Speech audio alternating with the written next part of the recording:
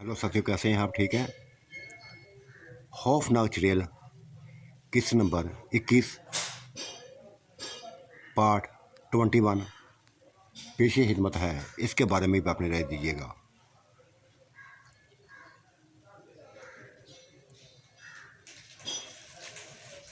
मैंने साहस नहीं देख सकता देखना चाहता हो उसको।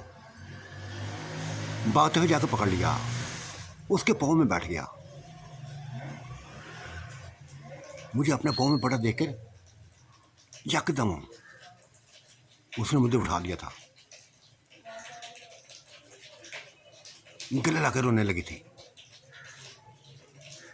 ज़्यादा असर न किया करो, तुम मेरे हामद हो, मेरे हामद हो। ऐसा कभी ना करना, मुझे गुनाहगार मत करना, मुझे नज़रों से मत गिराना। तुम्हारी ये हरकत मुझे ज़रा भी अच्छी नहीं लगती, ज़रा भी अच्छी नहीं लगती। गले लाके रोती जा रही थी वो कि यकदम बल्कीस बेगम आ गई। हमें इस अंदाज में देखकर जैसे उसको तन मन में आग लग गई थी। उसका चेहरा बता रहा था, उसकी आंखें बता रही थी कि बस पागल होने लगी थी वो। निशान देख लिया था उसको, लहजा हो गई थी वो। तब मैं भागते हुए उसके करीब हुआ था, बल्कि इस बेगम के करीब हुआ था और कहा, इसका बच्चा बेहोश पड़ा है, बेहोश पड़ा है, ये रोती जा रही है, रोती जा रही है। तसल्लियां मैं दे रहा था इसको, बड़ी मुश्किल से मुतमईन किया था उसको, मुतमईन किया था। और फिर तमाम स्टोरी सुना दी थी, साय की, उसको जिलाने की तमाम स्टोरी सुना दी और कहा, क्या आप तुम्हें इस बच्चे से खौफजदा होने की जरूरत नहीं है, डरने की जरूरत नहीं है। ये बिल्कुल ठीक हो गया है। अब वो ऐसी हरकतें नहीं करेगा जैसे करता था, नॉर्मल हो गया है। सोया इसको बेहोश करके चला गया है, मरते मरते अपना काम दिखा गया है, होश में आ जाएगा।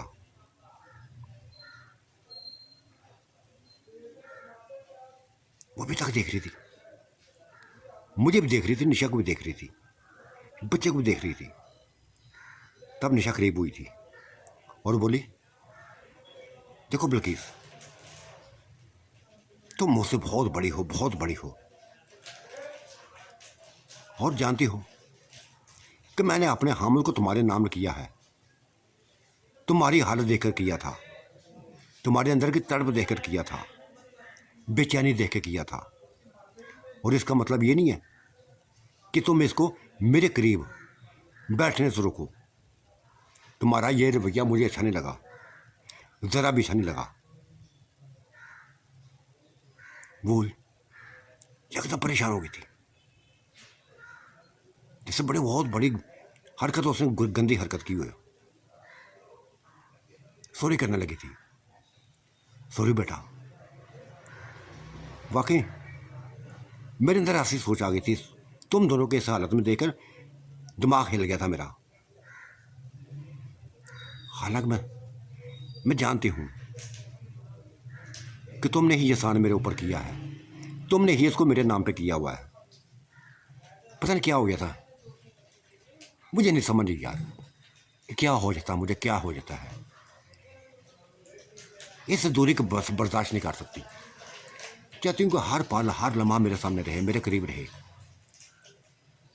मैं भी ये चाहती हूँ, बल्किस बेगम, मैं भी ये चाहती हूँ।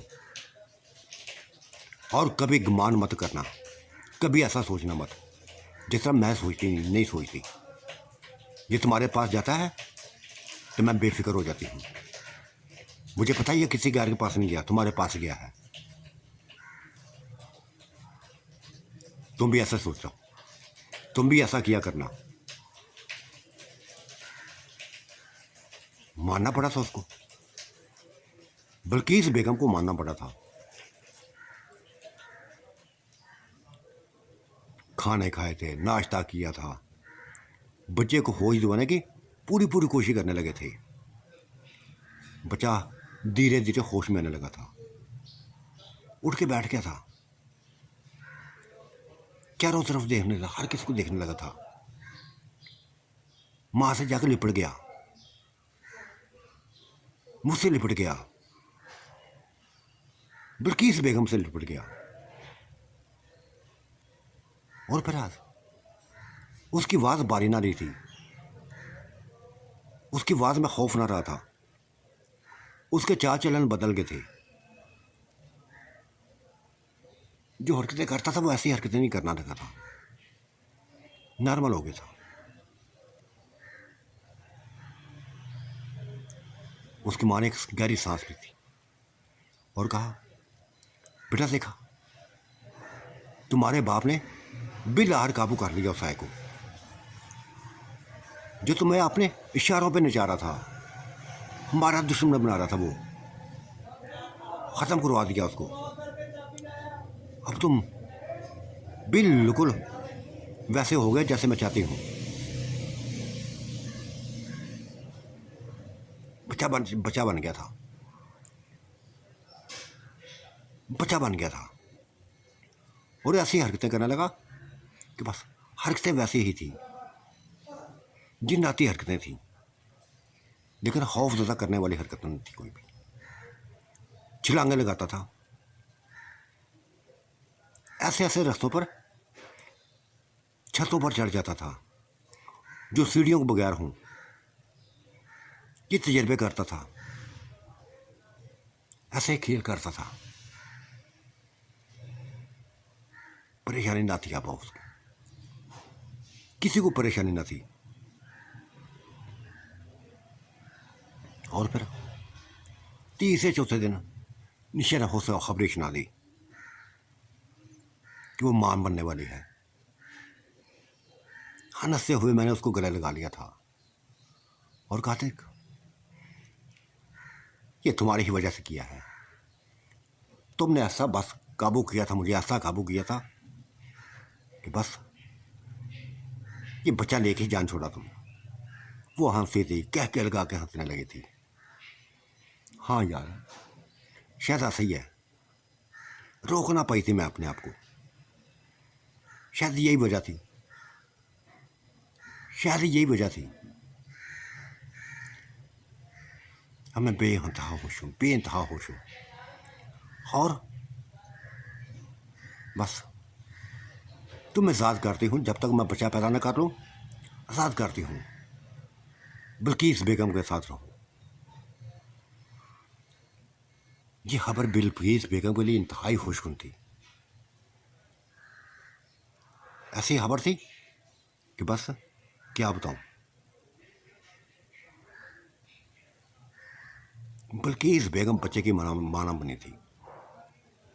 हालांकि 40 साल की थी, बहुत बूढ़ी बूढ़ी औरत ना थी, 40 साल की थी, लेकिन माना बन सकी, लस्सें हासिल करती थी, सुकून हासिल करती थी, प्यास बुझाती थी, मेरी भी अपने भी।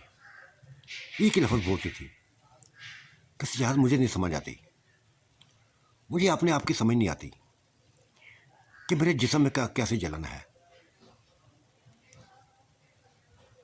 जो इसी काम से ख़त्म होती है, जो इसी काम से ख़त्म होती है। मैं समझ गया था कि शायद कोई अंदरूनी बीमारी लगी हो, अंदरूनी बीमारी लगी हो, यही मेरी सोच थी। मैंने कह दिया था कि ये वजह हो सकती है कि तुम्हारे अंदर कुछ जख्म होगा, हो सकता है, हो सकता है ज़्यादा ऐसा ही हो। ये काम करने से बस सुकून मिलने लगता है, सुकून मिलने लगता है। जब छोड़ देते हो तो कुछ देर बाद वही हालत हो जाती है, वही जलन शुरू हो जाती है।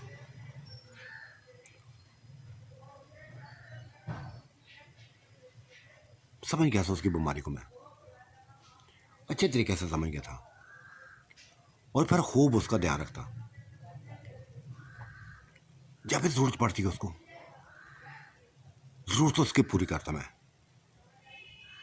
इसी काम में बस ज़्यादा खुश रहती थी वो, ज़्यादा सुकून हासिल करती थी। और पहली दफ़ा बच्चे के साथ मैं खेला था, कब्रिस्तान में खेला था, गेंदबाल खेला था। कभी वो बैटिंग करता, कभी बॉलिंग करता। बिल्कुल मासूम था बच्चा, 2 साल बच्चा। अब वो पहले से जैसा ना था। उसकी आंखों में खौफ ना था, जलती हुई आंखें ना थीं। थी तो अजीबोगरीब, लेकिन खौफ ना था। अब जिंदगी पुरसकून अंदाज में चलने लगी थी। निशा अपने बस पेट में पलने वाले बच्चे की परवरिश करने लगी थी, अपना ध्यान रखने लगी थी। मैं ये नहीं कि मैं उसको छोड़ दिया था, फरामोश कर दिया, ऐसा ना था। गले लगाता था, प्यार करता था। बाकी काम बल्कीस बेगम से करता था।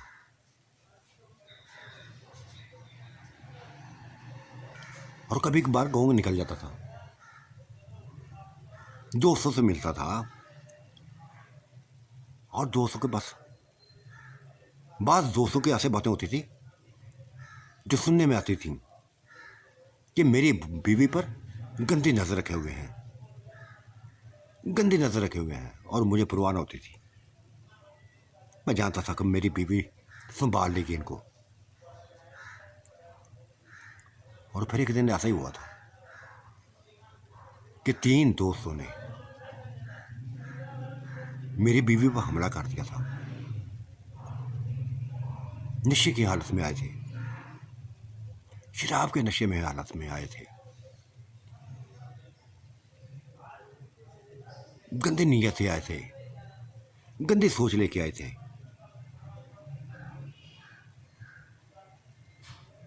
निशा ने माफ ना किया था।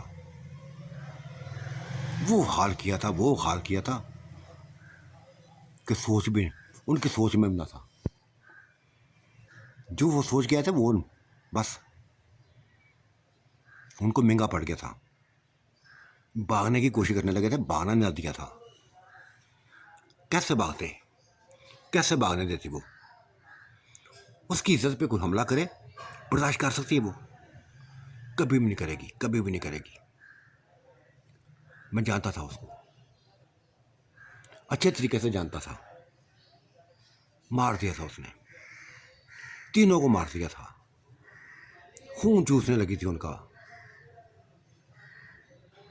गोश्त भूनकर बनकर खाने लगा था, खाने लगी थी वो भी, उसका बच्चा भी। बच्चे को खून पिलाने लगी थी।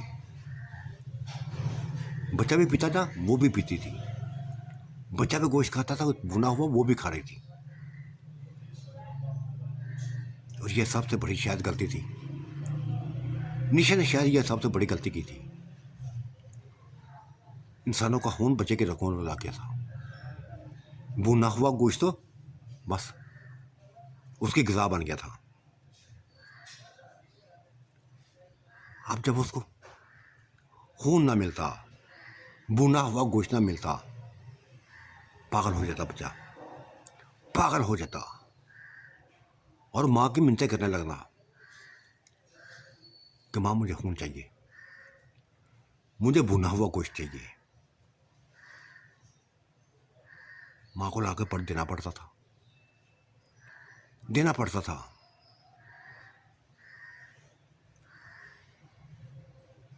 अब ये सिलसिला चलना शुरू हो गया था और मुझे ये सिलसिला चलना लगा था।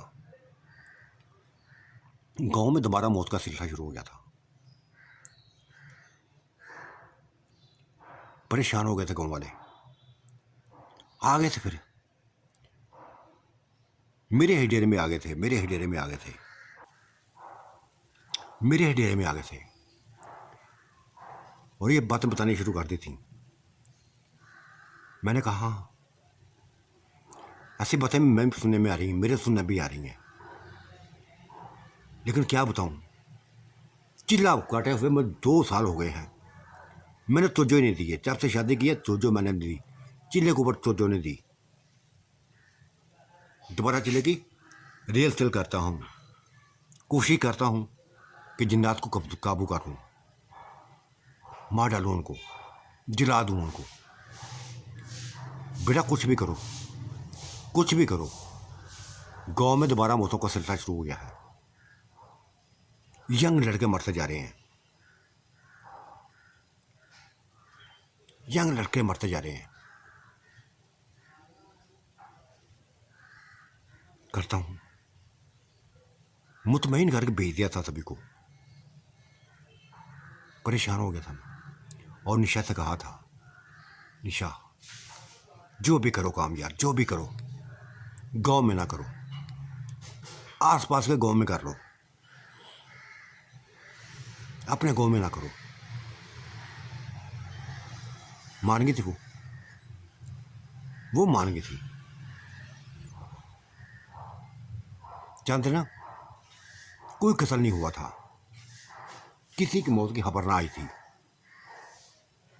मैं भी पुरस्कून था, बल्कीस बेगम पुरस्कून थी, निशा भी पुरस्कून थी, लेकिन फिर कत्ल हुआ था। ये निशा ने कसम खाकर कह दिया था कि ये कत्ल मैंने नहीं किया, इसको मैंने नहीं मारा। फिर किसने मारा? फिर किसने मारा?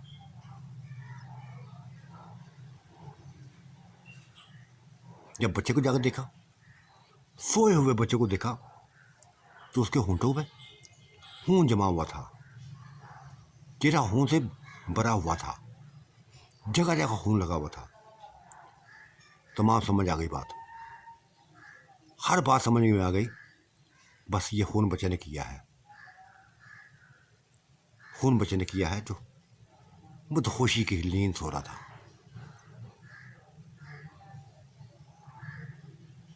निशा को दिखा दिया था मैं कि ये बच्चे का कारनामा है, ये उम्र ने किया है। हाँ हाँ, याद हो सकता है ऐसे हो, क्योंकि काफ़ी दिनों से इसको खुराक नहीं मिली थी, इसको खून नहीं मिला था, इसको भुना हुआ गोश्त नहीं मिला था। शायद ये हरकतें इसने की हो। चलो करने दो, करता तो करना है, करता तो करने दो। उसकी साइड ले ली थी उसने, लेकिन ये कत्ल गांव से बाहर हुआ था, दूसरे गांव में जाकर हुआ था। खौफो खरासी का सिलसिला फैल गया था। लोगों ने रात को घरों से निकलना बंद कर दिया था कि यहाँ खून होने लगे हैं, जिन्नात बस इंसानों को कत्लो गार्त करने लगे हैं।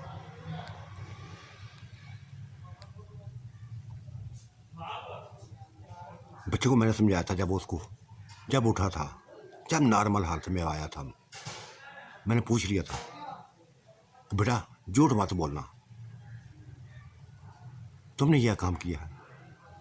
हाँ, मान गया था वो, हाँ मैंने किया था। बहुत प्यास लगी थी, अजीब सी हालत हो गई थी मेरी, बर्दाश्त से बात हालत हो गई थी, मुझे करना पड़ा। माँ को नहीं कहा था मैंने, खुद ही चल पड़ा था, कर लिया काम। मुझे बच्चा समझ के बस एक नौजवान ने मुझे मेरे ऊपर हमला किया था, मुझे उठाने की कोशिश की थी, काबू आ गया था मेरे, झपट पड़ा था उसके ऊपर, उसकी गर्दन पर बस अपने नाहन पहले मारे थे, फिर दांत रहते थे, वो मेरे दांतों में दर्द होने लगा था। उसको यकीन ही ना आ रहा था कि 1 2 3 साल बच्चा ऐसा काम कर सकता है। उसके तो गुमान में लगा था, उसकी सोच में भी ना था जो मैं कर रहा था। ख़त्म कर दिया था, एक बहुत बड़ी बला को ख़त्म कर दिया था, बहुत बड़े इंसान को ख़त्म कर दिया था, बहुत मजबूत इंसान को मार दिया था, खून चूसा था, गोश्त नहीं खा सका था, मैं खींच के नहीं ला सका था, कोशिश की थी खींच के लाने की, नहीं खींचा गया था मुझसे,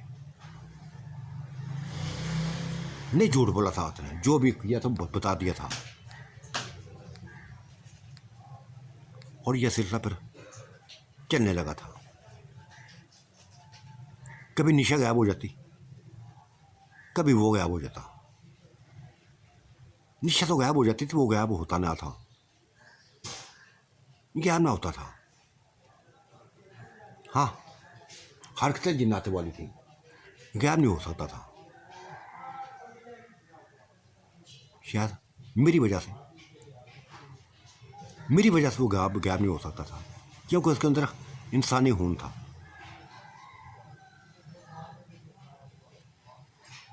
ताकतें जिन्नाती थीं, जिस्म इंसानों जैसा था, गायब नहीं हो सकता था।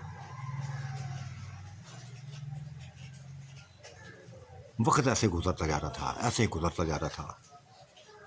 खौफनाकी फैली हुई थी, प्यार भी चल रहा था, लस्से भी हाथ से खा रहे थे, खासकर बल्कीस बेगम से। जो कोई ऐसा दिन नहीं होता था, कोई ऐसी रात ना होती थी जब बल्कीस बेगम मेरे करीब नहीं होती थी, जब मैं उसमें डूबता ना था, जब वो उसमें डूबती ना थी, सुकून ना मिलता था। और खौफ इस कदर फैल गया था कि हर कोई डरा डरा रहने लगा था, परेशान रहने लगा था। वक्त गुजरता जा रहा था, दिन करीब आते जा रहे थे, और फिर वो वक्त भी आ गया। निशा की माँ बनने का वक्त आ गया। आज पूरी रात बल्कीस बेगम ने निशा के पास रात गुजारी थी। उसकी हालत बिगड़ी हुई थी। फिर वही हरकत की जो पहले की थी। जब बच्चे की पैदाइश का वक्त आया तो उठकर दूसरे कमरे में चली गई, और थोड़ी देर बाद एक बच्ची को हाथों में लिए उठाए हुए दोबारा वापस आ गई थी।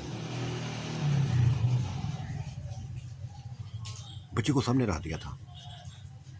बेइंतहा खुशी थी। मुझे भी खबर मिली कि मैं बच्ची का बाप बन गया हूँ, खूबसूरत तरीन बच्ची का बाप बन गया हूँ। एक ऐसी बच्ची का बाप बन गया हूँ जिसकी आंखों में कशिश है, चेहरे में कशिश है, पुरकश चेहरा है। तो साथियों, आज का मंजरनामा कैसा लगा? अपनी राय से ज़रूर नवाजिएगा। अल्लाह आपका निगहबान, मेरा भी निगहबान। अल्लाह हाफिज़, बाय बाय।